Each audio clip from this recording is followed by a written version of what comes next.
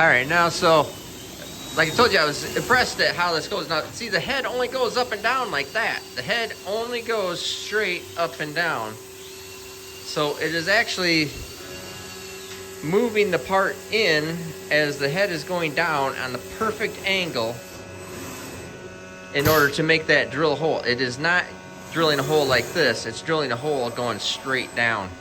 But anyway, so it's super cool. You can see here we built this fixture for the plate to, Brock's gonna turn the cylinder head around so we could actually mount it on the 4th axis.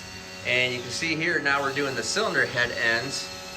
And you can see this is a water passage right there. And you can see all the way through it. And then there's a water passage right there. If I had a light, I'd show you all the way through. But this is a covered up plate. This is an ORB plug right up here that we haven't done yet, and roll it the rest of the way over. So it goes up, does that end, drills water passages lengthwise, and then comes over, does the other side, does all this. And then again, water passage, and it still has connectors that go from here up to here, then here, up, down into there. And so be working on putting it back in the other fixture plate in order to do the ends. I'll roll it just a little bit, which will finish off this, and then we'll finish off the with the water jacketing, because obviously you can see there's not going into water jacketing yet, but it will. And then we got to machine up through here and then put all the water jacketing, all the pockets, all through here.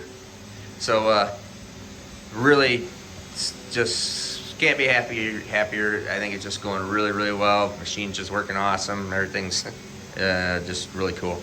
And the rigidity of this is what I think is cool too. Flip this back around, right? I'm drilling these holes, and if I had a light here, you could see, but they meet, you can't drill it all the way through, so you have to meet from both ends. So it comes in this end and flips the head over and then drills the other side of the hole, and there can't be much more than 5/1000ths of misalignment. It is super cool. Both holes, just this crazy good. Let's see if I can get that in there. I can't. Anyways, crazy good. Super happy with that. Accurate. Flips over, goes into that rotary. Really good.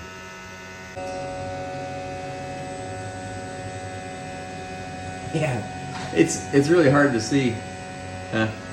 All right, update part 3. So you can see here, we've been working on the water jacketing all through the top side here. No, or actually, this is under the exhaust. Water goes in here, circulates through, then crosses up over in between the exhaust ports and spark plug hole. Comes up. Okay, actually comes up through this passage here, which is a pretty neat little deal we got going on. It's better to show you, but it actually comes through here and then comes down to this side, and there is the feed hole from up and over, and just haven't gotten around to cutting this all out yet either. So we're going to cut all this out, then pocket these insides for the inside water jacketry, and then those holes go to the ends right there. So making a lot of progress. You can see the ports are all done. You want to roll back over the top. There you go. And you can see all the ports.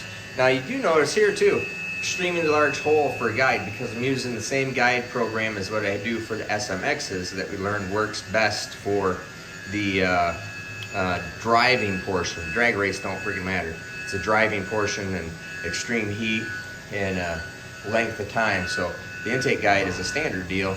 This is my custom deal that I'm making. This is that head bolt hole that goes down through, caps through the intake port. A little bit more, there you go. Here you can see that's the access port, hole in the bottom, intake ports. Looking good. Water jacket's not done right there. Combustion chambers are finalized. We're going to rough end cut this for the seats. Guides are all done, and water is just about all done. So we're getting very close to having this thing all done. And I'm going to do an interesting thing where we're actually going to weigh this thing, because I did weigh it. That piece of material weighs 108 pounds. no machining. So we're gonna see how much chips this thing makes in order to do this, but making a lot of progress, super happy with everything. Machine work is looking really nice, super happy with that. You can look in there, I mean, that's really nice looking machine work, which is what I really want to have. Nobody ever sees this, but I do. But people do see all this, and just really nice fit and finish work is what we're working on. So just another update for you, and hopefully the next update will be a finalized piece.